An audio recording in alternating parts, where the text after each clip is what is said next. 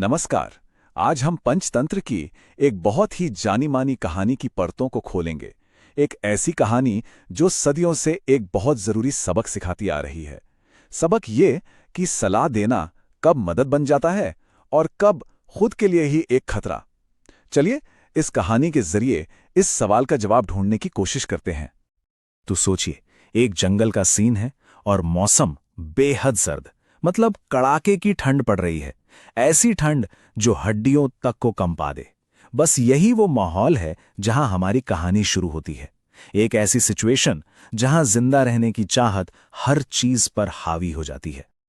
तो कहानी के सेंटर में है 3-4 बंदरों का एक झुंड। बेचारे ठंड से बुरी तरह कांप रहे हैं और उन्होंने एक बड़े से पेड़ के नीचे पनाह ले रखी है। उनकी बस एक ही इच्छा है, एक ही चाहत है कि किसी भी तरह कहीं से थोड़ी सी गर्मी मिल जाए, बस ताकि इस बेरहम ठंड से कुछ तो राहत मिले। उनकी सारी परेशानी, सारी हताशा बस एक ही बात पर आकर टिक गई है।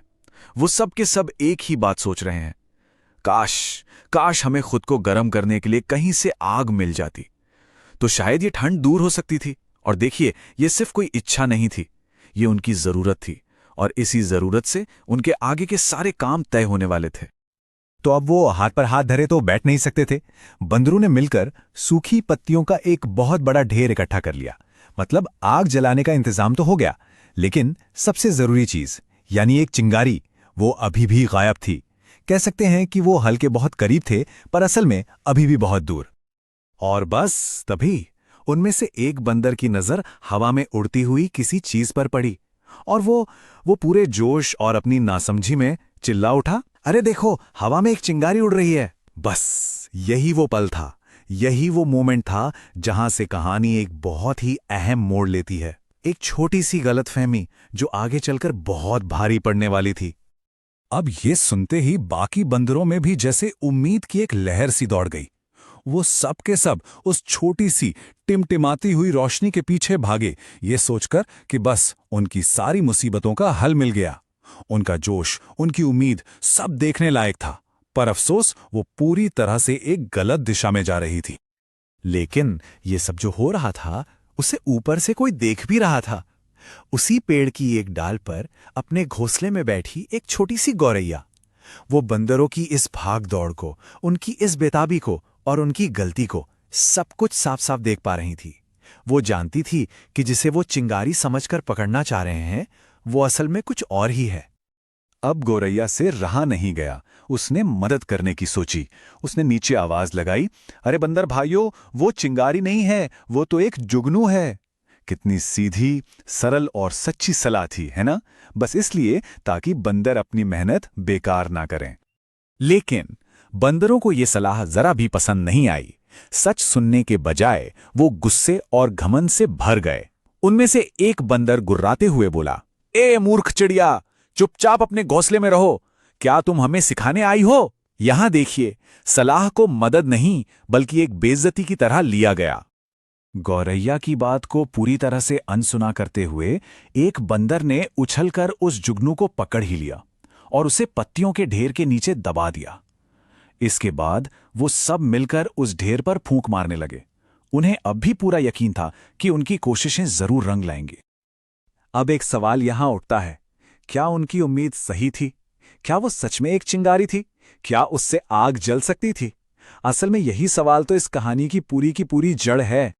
यहां पर कहानी के दो अलग अलग पहलू एकदम साफ नजर आते हैं। एक तरफ बंदरों का विश्वास, जहां उनकी जरूरत ही उनकी सच्चाई बन चुकी थी कि जुगनू एक चिंगारी है और वो आग पैदा करेगा, और दूसरी तरफ थी गौरैया की सच्चाई। हकीकत ये थी कि जुगनू सिर्फ एक कीड़ा है और उससे आग नहीं जल सकती। बस यही वो टकराव था, अज्ञानता और सच्चाई का। तो होना क्या था? आग तो जली नहीं, बंदरों की सारी मेहनत बेकार चली गई। अब उनकी इस नाकामी को देखकर गौरैया ने एक बार फिर हिम्मत जुटाई। उसे लगा शायद इस बार वो लोग उसकी बात सुन लें। उसने उन्हें सही रास्ता दिखाने की एक और कोशिश की, और इस बार उसने सिर्फ गलती नहीं बताई बल्कि उसका हल भी बताया। उसने कहा कि आग जलाने का सही तरीका क्या है। पहला कदम, 2 पत्थरों को एक साथ टकराओ, उससे चिंगारी पैदा होगी। या फिर दूसरा कदम, 2 सूखी लकड़ियों को तब तक आपस में रगड़ो जब तक वो जल न उठें।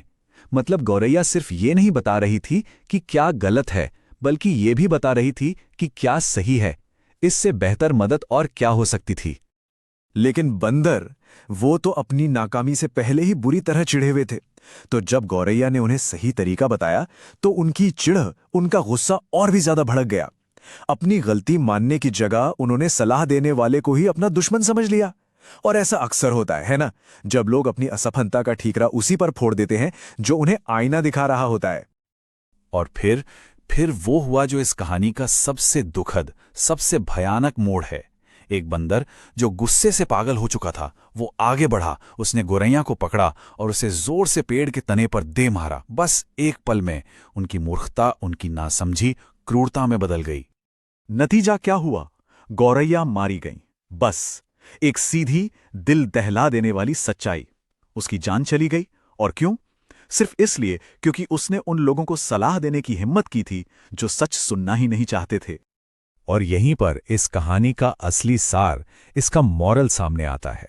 पंचतंत्र हमें क्या सिखाता है कि मूर्खों को सलाह देने का कोई फायदा नहीं होता, बल्कि सलाह देने वाले को ही अक्सर पछताना पड़ता है। ये एक बहुत कड़वा लेकिन जरूरी सबक है कि सही सलाह देने से भी ज्यादा जरूरी ये जानना है कि क्या सामने वाला उसे सुनने के लिए तैयार भी है या नहीं। तो ये कहानी हमें एक बहुत ही अहम सवाल के साथ छोड़ जाती है। आखिर ऐसा क्यों होता है कि एक ही सलाह किसी के लिए तोहफा बन जाती है और किसी दूसरे के लिए अपमान? और सबसे बड़ा सवाल, हमें ये कैसे पता चलेगा कि कब हमारी दी हुई मदद को स्वीकार किया जाएगा और कब वही मदद हमारे लिए खतरा बन जाएगी? इस पर सोचिएगा जरूर।